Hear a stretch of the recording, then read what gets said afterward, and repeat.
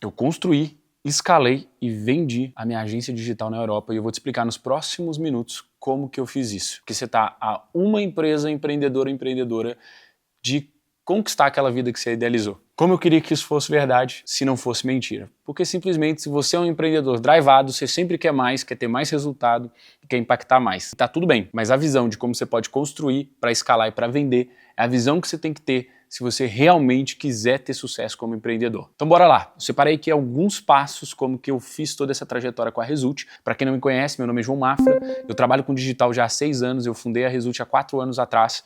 Ela na época chamava Aidence, depois passou por um rebrand e a gente vende funis de venda, constrói, vende e gere funis de venda. E ela foi um grande case de sucesso no mercado português, o que acabou por levar pela aquisição do Grupo Futura, que é dono de uma empresa também, já uma marca muito famosa em Portugal, que é a Páginas Amarelas, que é um dos maiores grupos de marketing digital. Eles nos compraram e hoje a gente está em ombros de gigante, escalando mais ainda, e eu quero contar para vocês como que eu fiz isso nos últimos 4 anos, que pode gerar insights poderosos para você que está nessa mesma jornada. O primeiro fator que me ajudou a crescer dentro do mercado estrangeiro foi entender código cultural. Então anota aí, o que seria o código cultural?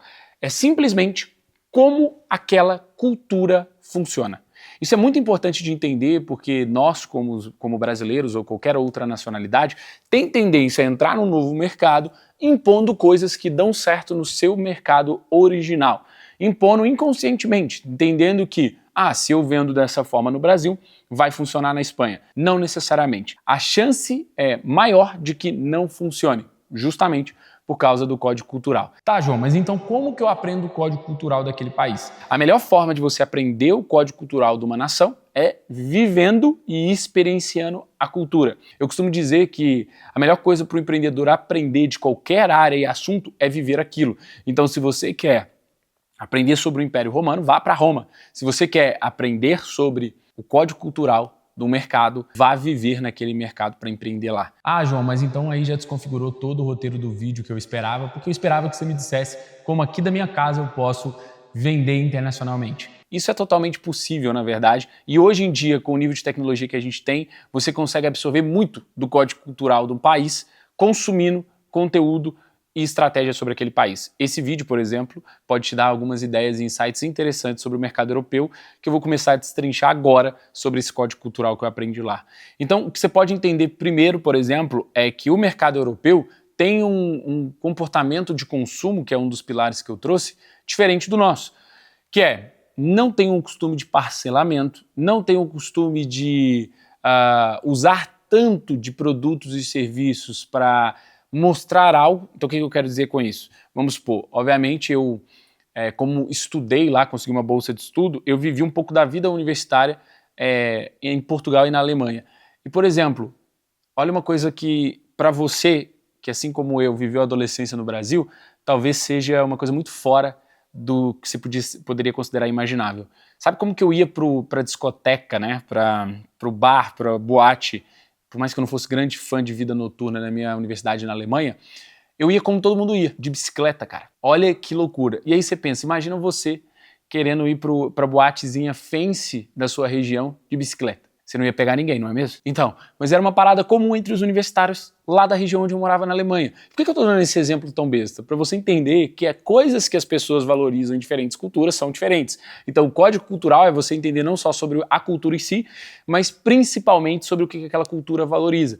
Isso me fez aprender a negociar com o europeu, que é diferente de negociar com o brasileiro. O brasileiro gosta de regatear bastante, gosta de negociar, de pedir desconto, de blá blá blá blá blá blá blá. Na Europa, talvez a taxa de fechamento é mais difícil e menor do que no Brasil, porém, uma vez efetivada uma venda, aquela venda provavelmente vai durar o contrato inteiro de prestação de serviço que você se propôs. Muitas vezes também não, mas proporcionalmente mais vezes do que no Brasil, que a gente tem mais tendência a pular de galho em galho. Isso são só pequenos exemplos de entendimento de código cultural, porque talvez você vai fazer uma venda para um europeu de forma muito agressiva, querendo focar no desconto. Isso não vai ser tão apelativo para ele como seria para o brasileiro, vai ser mais apelativo para ele, talvez, ver suas provas sociais e o entendimento que você tem sobre a cultura dele. Tudo isso eu estou te dizendo de maneira ainda muito intangível, apenas para você ter essa visão dessa importância. Porque às vezes você acha que entrar competindo por preço, entrar competindo por qualquer outra coisa vai te ajudar mais do que propriamente entender a cultura daquele país. Eu tenho exemplos muito interessantes de fechos que eu fiz em mercados internacionais e que são muito peculiares. Então, por exemplo, eu gostava muito de quando eu estava reunindo com um empresário de Lisboa, de valorizar o fato de Lisboa ser onde as coisas acontecem em Portugal, de ser o centro econômico português. Ao mesmo tempo que se eu fechava com um cliente do Porto, eu gostava de valorizar o fato de que o norte de Portugal serem pessoas muito mais afáveis, né? Como, por exemplo, aí em Minas Gerais, aqui no Brasil, ser pessoas muito mais afáveis do que Lisboa, que tem muito mais o drive talvez econômico, um drive mais distante, que talvez seja o caso aqui de São Paulo, por exemplo. Então, pequenas nuances me faziam criar rapport mais fácil. Leva isso em consideração não só se você estiver empreendendo fora do Brasil, mas até de estado para estado isso pode fazer diferença na sua forma de fecho. Então isso é parte do código cultural da região e do país. Agora o que seria o pilar 2, que é o comportamento do consumo? É, por exemplo, a forma como se paga. Então se hoje a gente tem aqui no Brasil um fomento muito grande da digitalização dos pagamentos, na Europa é um mercado muito mais tradicional nesse sentido. O pagamento comum, por exemplo, numa indústria de serviço como é uma agência digital, é muito mais voltado para transferências bancárias mensalmente depois de gerada uma fatura, que é a tal nota fiscal como a gente tem aqui no Brasil. Então olha pequenas diferenças que faz diferença no final das contas, porque talvez você mandar um link de pagamento para um americano, ele está super acostumado enquanto empresa a pagar aquilo no cartão de crédito, quando que um europeu, você vai ter que mandar um documento faturando e mandar um IBAN, né, o número do banco para transferência. Então são exemplos que parecem bestas, mas que faz toda a diferença no entendimento de como vender naquele país. João, mas como que isso teve a ver com a venda e o crescimento da sua empresa? Tudo, porque eu me adaptei muito fortemente à cultura que eu estava focando, tanto quanto o foco 80-20 em Portugal, então 80% dos clientes mais do que isso em Portugal, mas fazendo também muitas propostas comerciais para outros países da Europa e para clientes brasileiros também que acabavam por ser a minoria, mas que tem até hoje. Então tudo isso para mostrar para vocês a diferença que isso fez. Depois eu trago um pilar de relacionamento e conexão que ele é potencializado por o entendimento desse código cultural e pelo comportamento do consumidor. Porque se o cliente estrangeiro ele entende que você entende da cultura dele, que você valoriza a cultura dele, o papo vai ser diferente, o rapport vai ser outro, a conexão vai ser outra. Como é que os gringos comediantes viralizam no Brasil? Como é que aqueles memes de Reels de gringos falando bem do Brasil são totalmente... como é que eles são assim? São tão palatáveis pra gente enquanto cultura brasileira? Porque a gente gosta que outras pessoas de fora valorizem a nossa cultura. Use isso dentro do seu contexto econômico e empresarial. Use isso a seu favor. E isso vai fazer com que você gere muito mais relacionamento e conexão. Tem outras coisas que vão fazer com que você gere relacionamento, principalmente se você tiver a possibilidade física de estar presente nesse mercado. Uma das coisas que eu fiz foi participar de grandes masterminds desse mercado. Eu tive no principal mastermind de Portugal, que é o do Paulo Faustino, tive num grande mastermind na Espanha, que é do Patrick Windy, que é um austríaco que vive na Espanha, tem uma comunidade gigante de empreendedores, e tive num grande mastermind alemão, que é do Kilian, que é muito mais voltado para a estratégia, mas que deu para conhecer muito da cultura alemã de fazer negócio, e foi muito legal também, trouxe muitos insights para a própria estrutura da Result. Esses são exemplos, assim,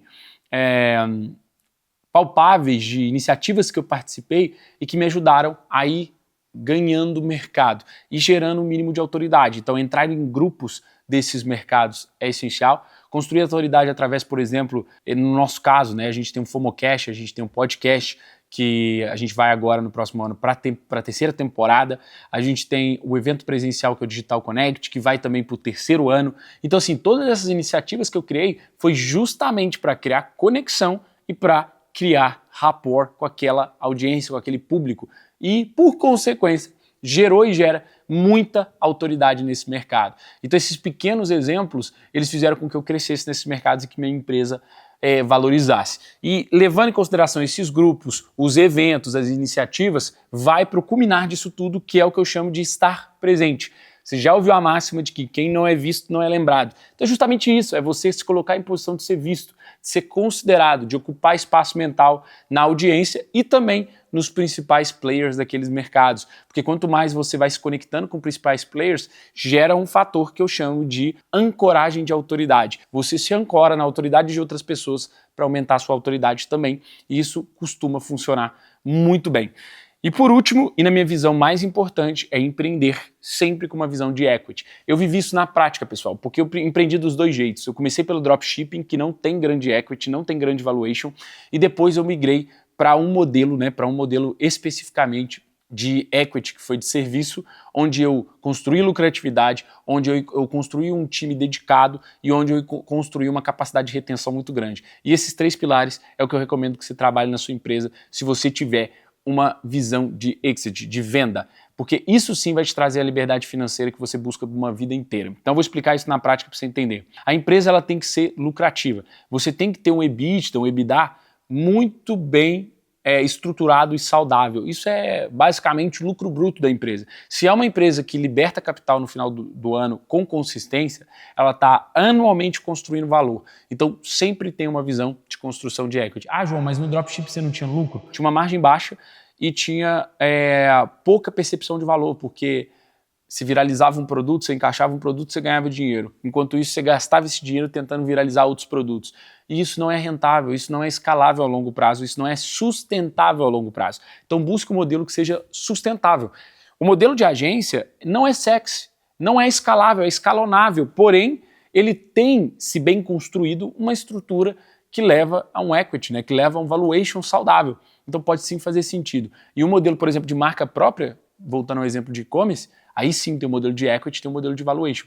Então escolha qual jogo você quer jogar. Um jogo empata mais capital, outro jogo não empata capital, mas é menos escalável, é escalonável. Então escolha o jogo que você quer jogar. Segundo ponto que me ajudou a ter valor agregado na Result e ter um valuation considerável eram pessoas dedicadas, eram pessoas boas, contratadas, fixas na Result. Muitas vezes você tem aquela visão de eu vou alocar freelancers e o freelancer tem múltiplos projetos. Não tem problema você ter profissionais muito bons que acabam por ter outros projetos paralelos que ele atende, porque dificilmente no contexto digital, por exemplo, você vai ter um gestor de tráfego que é exímio, que vai estar dedicado só a você, um editor de vídeo que vai estar dedicado só a você se ele for realmente bom.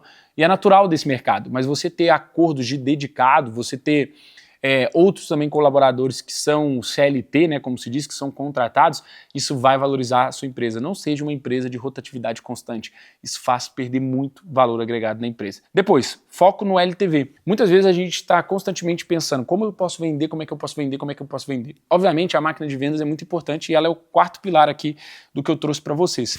Mas o LTV ele é essencial para valorizar uma empresa. O que é o LTV? Lifetime Value. O ciclo de vida desse cliente com você. Quanto maior o ciclo de vida, tanto se for produto quanto serviço, melhor, porque isso vai valorizar a sua empresa. A pessoa, o investidor, vai olhar dentro do seu DRE, vai olhar na sua demonstração e vai ver que tem clientes que estão há mais de 1 ano, 2 anos, 3 anos, como é o nosso caso, a gente tem cliente desde a época lá que a gente começou. Então, isso valoriza muito a empresa. Por último e não menos importante, máquina de vendas. Você precisa ter um comercial que não dependa de você. E eu só alcancei isso no último ano, antes da venda da empresa, de ter outros comerciais que vendiam além de mim, como sempre fui closer da própria estrutura. Então você construir time comercial vai te alavancar o crescimento e vai trazer valor agregado para a sua empresa. Eu espero que você tenha curtido esses pontos direto ao ponto, para a construção em escala da sua empresa, independente se é serviço ou produto, esses conceitos vão fazer sentido para você construir uma empresa vendável e libertar capital depois do que você faria talvez em 5, 10 anos, num único ano, num exit, numa venda de uma empresa e trazendo muita liberdade financeira e construção de riqueza para você, pessoa física. Porque é para isso também que você empreende, é para construir liberdade financeira, é para isso também que você assume todos esses riscos e pressão. Se você gosta desse tipo de conteúdo, encaminha para o seu amigo empreendedor que precisa ouvir isso, inscreve no canal, porque tem gente que está assistindo os vídeos e não está inscrito, e senta o dedo no like se esse vídeo fez sentido para você. Tamo junto e é só o começo.